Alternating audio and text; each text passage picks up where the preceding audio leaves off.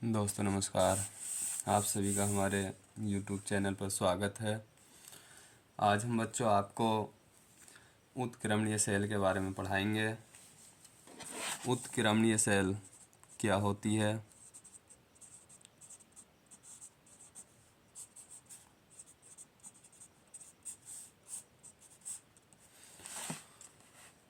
ये बच्चों उत्क्रमणीय सेल द्वितीयक सेल का उदाहरण है। और द्वितीयक सेल क्या होती है, जिन्हें हम निरावेशित होने पर पुनः आवेशित कर सकते हैं, उन्हें द्वितीयक सेल कहते हैं। इनमें विद्युत धारा प्रवाहित करके पुनः आवेशित किया जा सकता है। इन सेलों को संचय सेल भी कहते हैं।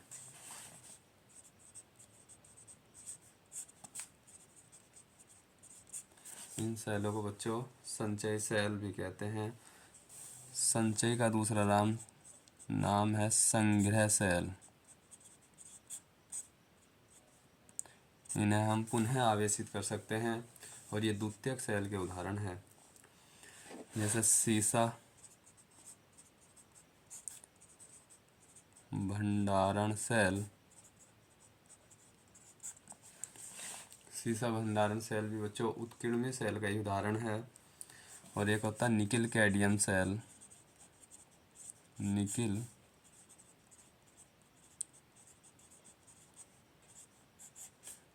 कैडमियम सेल, ये सारे के सारे उत्कीर्णीय सेल के उदाहरण हैं। इन्हें संचय सेल या संग्रह सेल भी कहते हैं और ये द्वितीयक सेल कहलाते हैं।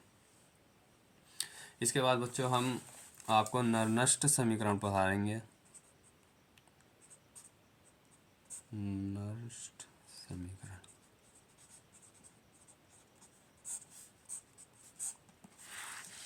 नष्ट समीकरण क्या होती है बच्चों, इसमें E0 यानी कि मानक किसी सेल का मानक विभव के आधार पर, E0 के आधार पर, यानी कि इसका जो बेस होता है वो आधार होता है वो E0। E0 का मतलब है बच्चों मानक विभव। किसी सेल का मानक इलेक्ट्रोड विभव को ही क्या किससे प्रदर्शित करते हैं, E0 से। तो E0 के आधार पर किसी भी ताप या सांद्रता पर किसी अर्ध सेल के इलेक्ट्रोड विभव ज्ञात करने में इस समीकरण का उपयोग करते हैं। तो जो नरनष्ट समीकरण का उपयोग कहाँ करते हैं, इलेक्ट्रोड विभव ज्ञात करने में किया जाता है। और भी इसके अनुप्रयोग हैं बच्चों, साम्य स्थिरांक की गणना करने में करते हैं और गिब्स ऊर्जा परिवर्तन की गणना करने में भी नरनष्ट समीकरण का प्रयोग करते हैं। और श्वेतता यानी कि अभिक्रिया श्वेत होती है या अश्वेत होती है या साम्यावस्था पर हो रही है, इस बात का भी पता लगाया जा सकता है नरनष्ट समीकरण की सहायता से। तो आइए बच्चों, ये नरनष्ट समीकरण क्या है इसको याद कर लेना आप। E cell equal to E0 cell यानी सेल का मानक इलेक्ट्रोड विभव माइनस 2.303 RT/NF और log Kc। ये इसकी समीकरण है बच्चों, नरनष्ट समीकरण। E cell equal to E0 cell minus 2.303 RT/NF log Kc। जहाँ बच्चों ये जो अक्षर हैं, जैसे कि यहाँ R है कैपिटल, R की वैल्यू याद रखनी है 8.314 जूल प्रति केल्विन होती है। Capital T equal to 25 degree C, और इसे यदि केल्विन में चेंज करें बच्चों तो 273 प्लस कर देते हैं 298 केल्विन। इसके बाद F इक्वल टू, इसकी वैल्यू होती है 96,500 कूलाम। 1f की वैल्यू, और n इक्वल टू है बच्चों इलेक्ट्रॉनों की संख्या यानी कि कुल ग्रहण किए गए या त्यागे गए इलेक्ट्रॉनों की संख्या को प्रदर्शित करता है स्मॉल n। और ये जो है बच्चों Kc ये साम्य स्थिरांक है,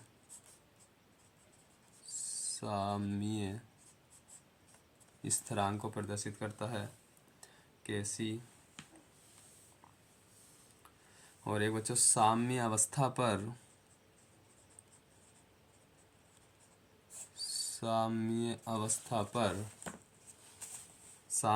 पर ई सेल इक्वल टू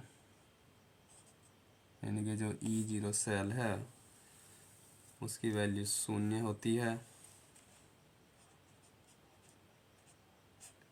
यानी ई सेल इक्वल टू 0। ये जो निर्दिष्ट समीकरण में ई सेल यानी कि सेल का विद्युत वाहक बल जो होता है 0 के बराबर होता है साम्य अवस्था पर। और इस Kc को कैसे लिखते हैं बच्चों, Kc इक्वल टू इसे लिखते हैं P अपॉन R। P और R क्या है बच्चों, ये जो कैथोड और एनोड पर तत्व होंगे उनकी मोलरता होगी। जब हम आपको नेक्स्ट वीडियो में न्यूमेरिकल्स समझाएंगे तो वहाँ आपको Kc अपॉन R का मतलब समझ में आ जाएगा। और बच्चों यदि हम इनकी वैल्यू पुट कर दें R, T, F इन सब की वैल्यू पुट करें तो क्या आएगी हमारी एक नई equation, E cell equal to E0 cell minus, जब हम इसमें सब वैल्यू रख देंगे 2.303, R की वैल्यू ये रही 8.314 और कैपिटल T की वैल्यू है 298 अपॉन n और F के 96,500 और यहाँ इंटू में है बच्चों log Kc। तो इसे जब सॉल्व करेंगे तो ये आ जाएगा E0 सेल माइनस, इसको सॉल्व कर लेना 0.0591 अपॉन n log Kc। तो जब हम न्यूमेरिकल्स करेंगे तो इस फॉर्मूले को डायरेक्ट लगा दे करेंगे और आंसर आ जाया करेगा। इसके कुछ अनुप्रयोग हैं बच्चों, इसके अनुप्रयोग या प्रयोग किसके, नरनष्ट समीकरण के।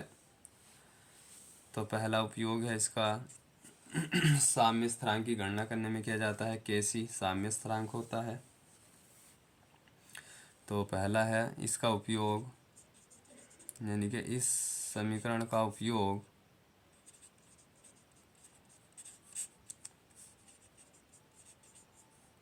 साम्य स्थिरांक की गणना करने में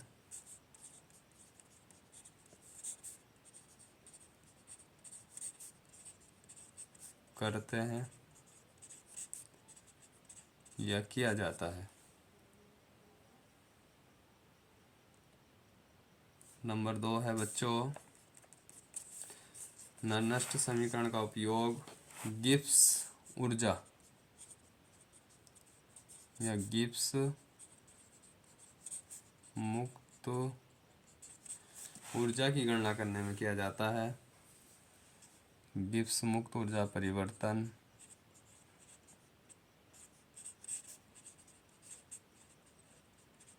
की गणना करने में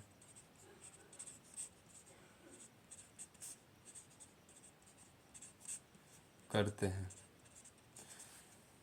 इसका फॉर्मूला होता है बच्चों delta G0 equal to minus NFE cell minus NFe0, क्योंकि मानक इलेक्ट्रोड विभव है ये। इस सूत्र को यूज करके हम गिब्स मुक्त ऊर्जा परिवर्तन की गणना कर सकते हैं। और नंबर थर्ड है बच्चों इसका, नंबर थर्ड है जो अभिक्रिया है अभिक्रिया की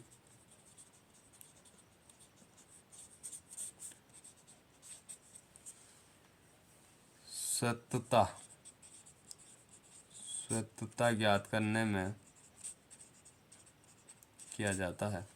अर्थात ये पता लगाया जा सकता है कि प्रक्रिया स्वतः होती है या अस्वतः होती है या साम्य अवस्था पर होती है। तो इसकी 3 कैटेगरी होती हैं। यदि ई सेल 0 शून्य से बड़ा है तब जो प्रक्रिया होगी स्वतः होगी, जो प्रक्रिया होगी वो स्वतः होगी, सेल्फ होगी, खुद हो जाएगी अपने आप। और यदि सेकंड है इसका E0 सेल, यानी सेल का मानक इलेक्ट्रोड विभव शून्य से छोटा है, तो तब प्रक्रिया अस्वतः होगी, यानी अपना आप नहीं होगी, उसे कुछ ना कुछ परिवर्तन करना होगा उसमें। और थर्ड कैटेगरी है यदि E0 सेल इक्वल टू शून्य के बराबर होगा तब प्रक्रिया साम्य अवस्था में होगी,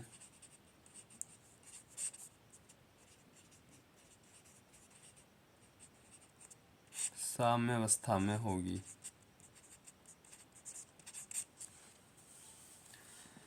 तो ये इसके नष्ट समीकरण के उपयोग थे बच्चों, इनको याद कर लेना और नष्ट समीकरण याद कर लेना, इनकी वैल्यू याद रखना। ये कितने डिग्री सेल्सियस पर होती है, 25 डिग्री सेंटीग्रेड या 298 केल्विन टेम्परेचर पर होती है। 1F की वैल्यू बच्चों 96,500 कूलाम के बराबर होती है। और यदि इनकी सबकी वैल्यू पुट कर दें तो ये आ जाएगा बच्चों 2.30। इसे हल करके आ जाएगा -0.0591/n log Kc। तो इस प्रकार बच्चों आप इन्हें तैयार कर सकते हैं। नेक्स्ट बच्चों इलेक्ट्रोड विभव।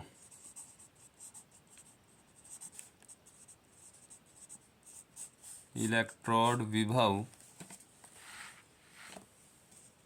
इस पर बच्चों ज़्यादातर न्यूमेरिकल्स आते हैं, लेकिन फिर भी थोड़ा सा बेसिक इसका समझ लीजिए। इलेक्ट्रोड विभव, इलेक्ट्रोड विभव किस किस पर निर्भर करता है?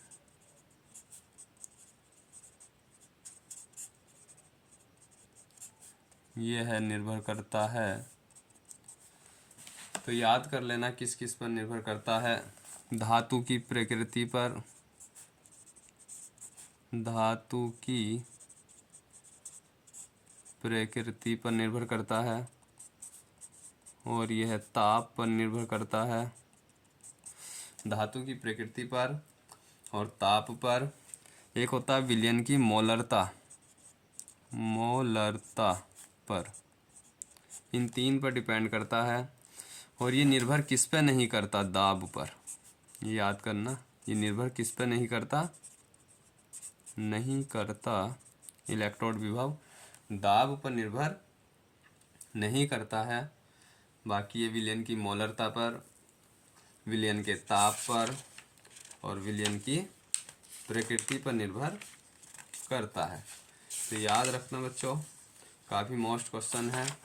इलेक्ट्रोड विभव पर कई बार आया है कि किस किस पर निर्भर करता है। ऑप्शन दे देता है धातु की प्रकृति पर, ताप पर, मोलरता पर, उपयुक्त तो तीनों पर। तो आप आंसर लिख दें तीनों पर। और इलेक्ट्रोड विभव निर्भर नहीं करता है धातु की प्रकृति पर, ताप पर, मोलरता पर। फोर्थ ऑप्शन है दाब पर, तो आंसर आ जाएगा इसका दाब पर। यानी इलेक्ट्रोड विभव दाब पर निर्भर नहीं करता है। जो एक हाइड्रोजन होती है बच्चों, हाइड्रोजन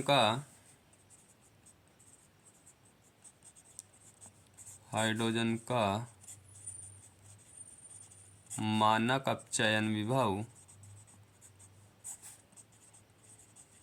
मानक अपचयन विभव शून्य होता है। ये बच्चों याद रखने वाली बात है कि हाइड्रोजन का मानक अपचयन विभव शून्य होता है और मानक इलेक्ट्रोड विभव को बढ़ते हुए क्रम में रखने पर, यानी कि विभिन्न तत्वों के मानक इलेक्ट्रोड विभव को बढ़ते हुए क्रम में रखने पर एक श्रेणी प्राप्त होती है। एक श्रेणी प्राप्त होती है जिसे क्या कहते हैं? विद्युत रासायनिक श्रेणी कहते हैं।